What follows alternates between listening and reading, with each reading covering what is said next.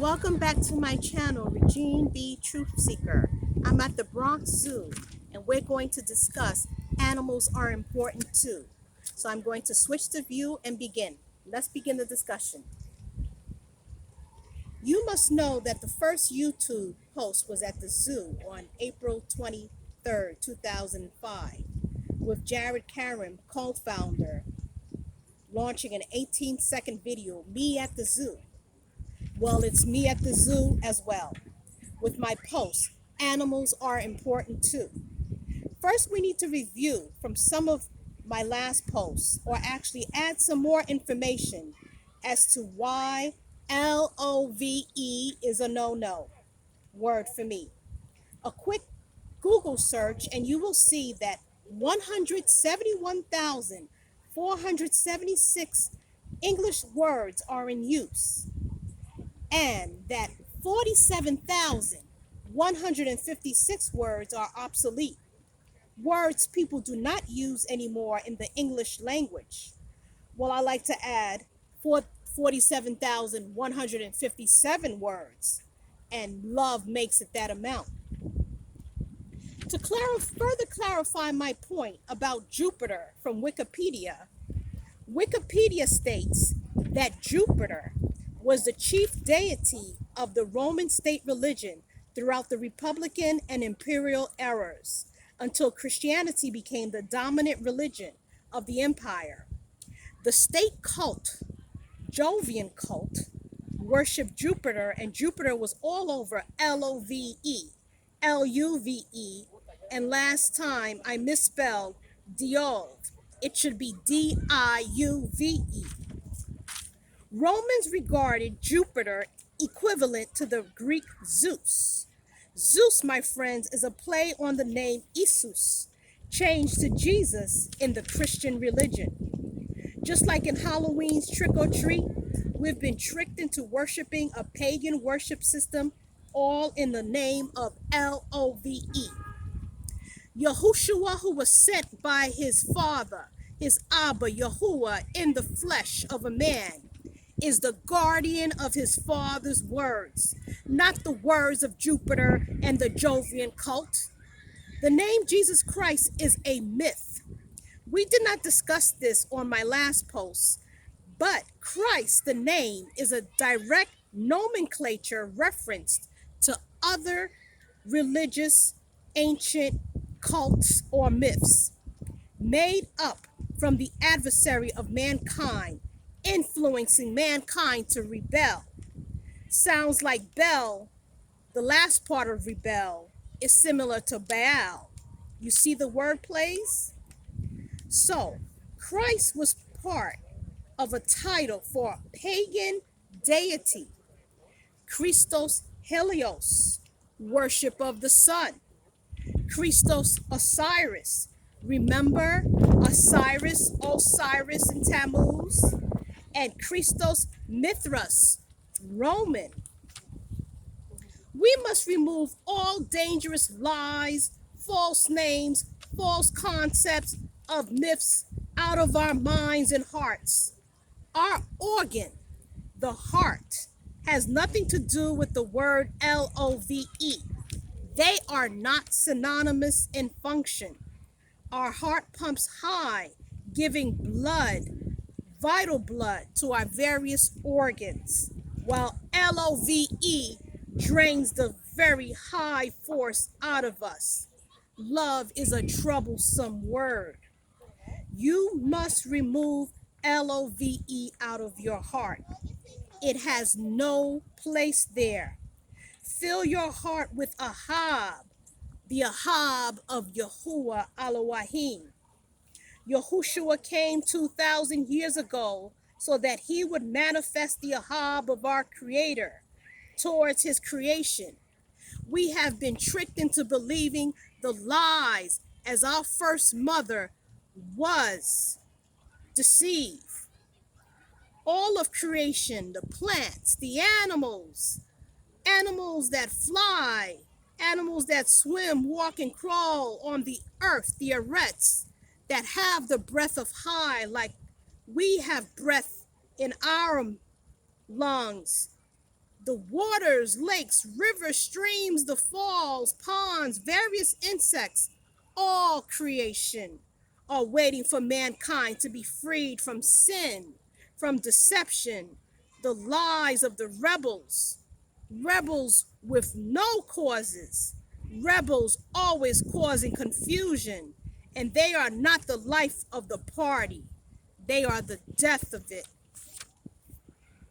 Moving on, we should be looking forward to the restoration of the covenant, the agreement to serve under one creator, not a sun god. Did you hear me say that? Not a sun god. Not the one who mimics, puts on a costume, pretending to be something that it's not. Remember Halloween and the costumes there? And the rest of the 1/3 of the 33% of the fallen messengers are now called demons. Let's quickly review another word play from the word demon. Remember denomination? And we know of the main religion that has many denominations. If you switch one letter around in the first part of the word, you have demon, and that makes actually denim, which makes, when you switch it around, demon, as in demon nation. Their never ending plots of these fallen ones to change mankind through word trickery and sorcery into that they were not created to be. We are made in the image of Yahweh and not God. Did you get that? Let's look at the famous Christmas, which has everyone in revelry. Mass means to celebrate a death. I thought it was about JC being born. And who goes around wearing a red costume to try to steal the show?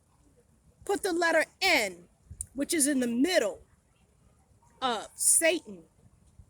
Put it at the end, and you see that it is Satan, dark and sinister, the very name of the adversary.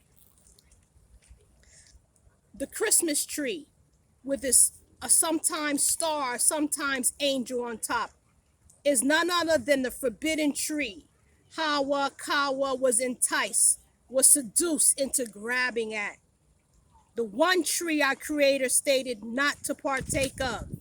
And Hawa Kawa had to have it, had to see if she could be changed into a god. And no, that was not to be. We are not to be gods. I emphasize that again. Again, all of creation, you see all of creation around me, all of creation is waiting on us to restore ourselves back to our creator. In the account of Adam and Eve, so-called Eve, what we know is Hawa, from the 1611 King Imus, change the letter I and you get King James. Those letters I and L seem to always change into that latecomer letter J. Sounds suspicious. Why is that? So we see also in Isus became Jesus. But back to Adam and Eve, chapter 11, verse 3. We see that the animals used to have the ability to speak, just like the serpent spoke to Hawa. Let's think about this for a moment. You mean to tell me that our first mother chose to listen to an animal rather than her creator? Again, unbelievable. Mankind is not created after the animal kind. I repeat, mankind is not created after the animal kind. We are not descended from monkeys. Let's continue. Animals used to speak, and the beast said to Hawa, or rather Kawa, of the Adam and Eve book, chapter 11, verse 3 of the restored scrolls, I quote, "This is what the beast said to Hawa. How was thy mouth open to eat of the tree concerning which Elohim commanded thee not to eat of? Do you detect the insult? Like how we say to each other, to one another, you had to open up your mouth, huh? Well, that's what the beast said to Hawa. And because of that, animals were no longer manageable. That is why it got to Nimrod. Remember Nimrod? Nimrod's head that he was able to take down to actually kill and protect the people, some beasts, and offer protection in his yom. But we'll have to leave Nimrod for another yom. Sin, which is disobedience of the commandments of the Creator.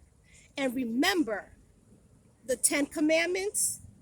Sin, when we do not follow those guidelines, those instructions in the 10 commandments, disrupts, corrupts, and destroys man and woman's relationship with everything around them. Let's talk about the feasts and how the feasts found in Leviticus 23 restore that which was lost. Let's talk about the season we are in. For some, they have had their Feast of Trumpets and worshiped on that Yom. The Feast of Trumpets are kept annually by Yah's people, as it is a reminder that our Savior returns in the almighty power of Yahweh, complete in righteousness, taking back his right to rule, to be sovereign over the earth, the arets he created with his Abba Yahuwah. The Yom of Atonement, which is 10 Yamim later, is where the people of Yah fast. They humble themselves, petition themselves before our Creator to remove all deception, all lies. We ask for forgiveness also from those we have sinned against. And those who have sinned against us must come to us. We have to restore right relationships within the house of Israel with those who are now chosen to overcome and endure in Yahuwah. Then after these 2 Yamim comes the feast, 7 Yamim, the Feast of Tabernacles, when we will truly tabernacle with Yahuwah. We will dwell in total righteousness with our Creator.